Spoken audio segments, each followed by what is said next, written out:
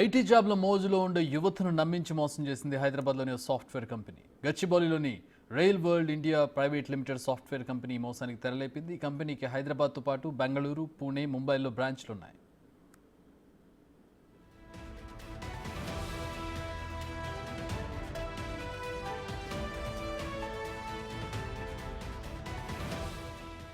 మే నెలలో గచ్చిబౌలిలోని టెలికాం నగర్లో ఏర్పాటైన ఈ కంపెనీ ఒక్కొక్కరి నుంచి 50,000 వరకు వసూలు చేసి బోర్డు తిప్పేసింది. మొత్తం 49 మంది నుంచి 18 లక్షల వరకు వసూలు చేసింది. హైదరాబాద్తో పాటు ఇతర బ్రాంచ్లో కూడా కంపెనీ క్లోజ్ చేయడంతో పోలీసులను ఆశ్రయించారు బాధితులు. ఏరియాలో మే మంత్లో rail world India private limited అని చెప్పేసి ఒక ప్రైవేట్ కంపెనీ స్టార్ట్ అయింది. దీనికి one of the main director Prakash Singh అని ఉంటాడు. ఇతను బెంగళూరులో ఉంటారు. ఈ కంపెనీకి 4 బ్రాంచ్లు ఉన్నాయి. మొత్తం బెంగళూరు, పూణే అండ్ ముంబైలో 4 ఉన్నాయి, 3 ఉన్నాయి, మన దగ్గర ఒకటి. టోటల్ 4 బ్రాంచెస్ ఉంటాయి.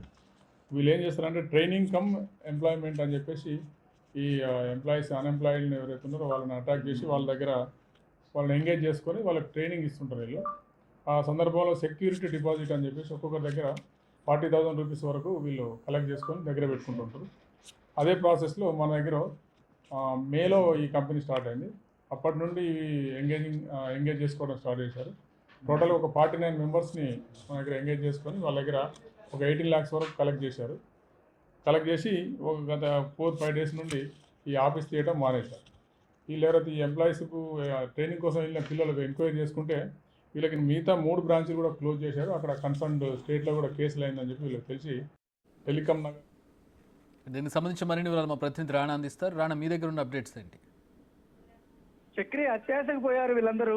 ట్రైనింగ్ ముగించుకొని ఖచ్చితంగా 40,000 50,000 కడితే జాబ్ వస్తుంది, నెలకి 30,000 వాళ్ళకు శాలరీ వస్తుందని కూడా వాళ్ళు నమ్మడము, వీళ్ళు కూడా దానికి అగ్రి అయ్యి సంతకాలు పెట్టి డబ్బులు ఇవ్వడము. దీనివల్ల మొత్తం కేవలం ఒక తెలంగాణ మాత్రమే కాదు, మరొక 3 స్టేట్లలో కూడా ఇట్లనే దాదాపు 5 కోట్ల రూపాయల వరకు మొత్తం ఓవరాల్ గా కూడా వాళ్ళు కలెక్ట్ చేశారు. కలెక్ట్ చేసిన తర్వాత ఎగ్జాక్ట్ గా 5 కోట్ల రూపాయలు కలెక్ట్ అయిపోయిన తర్వాత విచారణ చేసిన పరిస్థితి కనపడతాయి. అయితే వీళ్ళు చాలా తెలివిగా చేశారు. ఎందుకంటే కంపెనీకి సంబంధించిన ప్రతినిధులు ఎవ్వరూ కూడా హైదరాబాద్ కు రాకుండా కేవలం ఇక్కడ ఒక ఫ్లోర్ తీసుకొని ఒక బిల్డింగ్ లో 2 లక్షల రూపాయలు అడ్వాన్స్ కట్టారు.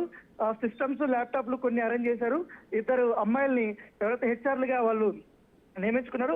వీళ్ళ ద్వారా నుంచినే వారిని రిక్రూట్ చేస్తున్నారు. ఇప్పుడు వాళ్ళందరినీ కూడా రిక్రూట్ చేస్తున్నారు. అయితే 2 రోజులకు ముందు ఆ కంపెనీకి సంబంధించినటువంటి ఈ మెయిల్ ఏదో ఐడి అవుతుందో ఆ మెయిల్ ఐడిను, ఆ క్రెడెన్షియల్స్ మొత్తం కూడా ఎవరైతే కంపెనీ ఫౌండర్స్ ఉన్నారో వాళ్ళు తీసుకున్నట్టుగా, హెచ్ఆర్ నుంచి తీసుకున్నట్టుగా వాళ్ళు చెప్తున్నారు.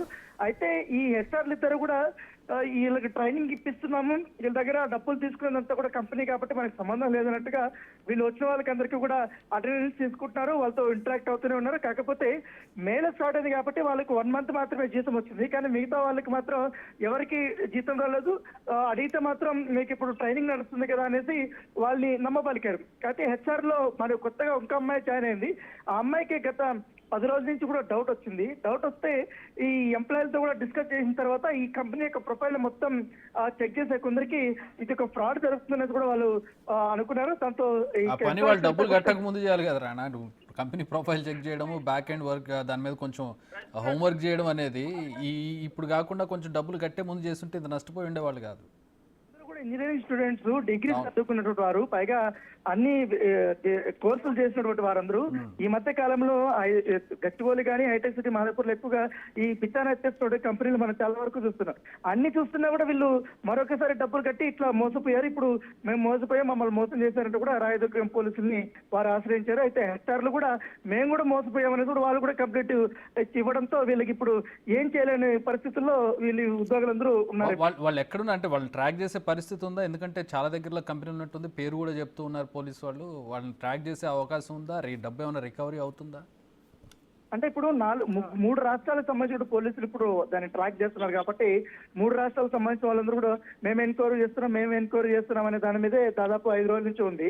ఇప్పుడు తాజాగా తెలంగాణలో కూడా కేసు బుక్ అయింది కాబట్టి ఖచ్చితంగా మేము ఆ పూర్వాలంతా కూడా పరిశీలిస్తాము, ఆ డీటెయిల్స్ అంతా కూడా తీసుకుని వాళ్ళని మేము ట్రాక్ చేసి పట్టుకుంటామనేది కూడా తెలంగాణ పోలీసులు చెప్తున్నారు. ఈ కేసును మేము ఛాలెంజింగ్ గా తీసుకుంటామని కూడా చెప్తున్నారు.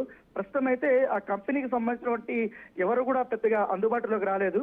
సో వాళ్ళు మెయిన్ ఫౌండింగ్ కంపెనీ ఏదైతే ఉందో ఇతర రాష్ట్రాల్లోనే అక్కడ కూడా వెళ్ళి అక్కడ డీటెయిల్స్ తీసుకొని అక్కడ లోకల్ పోలీసులు కూడా ఇన్వెస్టిగేషన్ చేస్తున్నారు కాబట్టి వారి సహాయంతో కూడా వారిని అరెస్ట్ చేయడానికి ప్రయత్నాలు చేస్తామనేది కూడా సిఐ వెంకన్న పదే చెప్తున్నారు. పదే రిపీట్ అవుతూ ఉంటుంది రాణ. అంటే మనం ప్రతి నెల లేదా 2-3 నెలలకు ఒకసారి ఇలాంటి వార్త వింటూనే ఉంటాం. సాఫ్ట్వేర్ కంపెనీ డబ్బులు కట్టారు, company board తిప్పేసింది.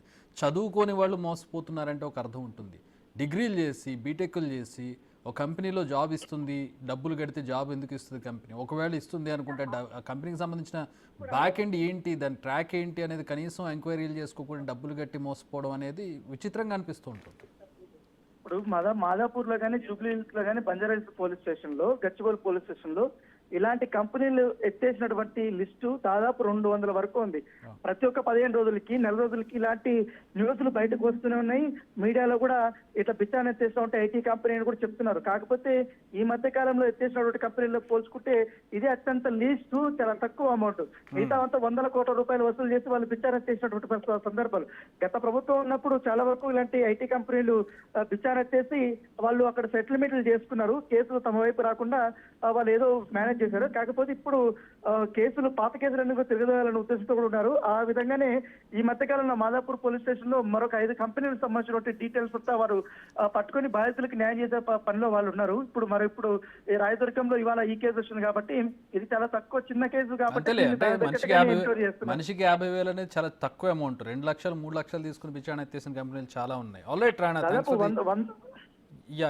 Thanks for the updates Rana. చాలా 100 నుంచి 150 కేసులు ఇప్పటి వరకు నమోదైనటువంటి కంపెనీల మీద కేసులు నమోదైనటువంటి పరిస్థితి. సో చదువుకున్న వాళ్ళు కూడా ఈ విధంగా మోసపోతూ ఉండడం అనేది ఒకంత ఆశ్చర్యం కలిగిస్తూ ఉంటుంది. కంపెనీలకు సంబంధించిన బ్యాక్గ్రౌండ్ చెక్ చేయకుండా డబ్బులు ఇస్తే జాబ్ ఇస్తామని చెప్పడం, ఆ తర్వాత డబ్బులు తీసుకుని కంపెనీలు విచారణ ఎత్తివేయడం, కనీసం కంపెనీ ఒక ఫ్లోర్లో చిన్న ఒక మూల ఒక 4 చైర్లు 4 ల్యాప్టాప్లు ఏర్పాటు చేసి కంపెనీలో జాబ్ ఇస్తామని చెప్తే వాళ్ళకి డబ్బులు కట్టి మోసపోయినటువంటి సందర్భాలు అనేకం. ఇప్పుడు చోటు చేసుకుంది కూడా అదే.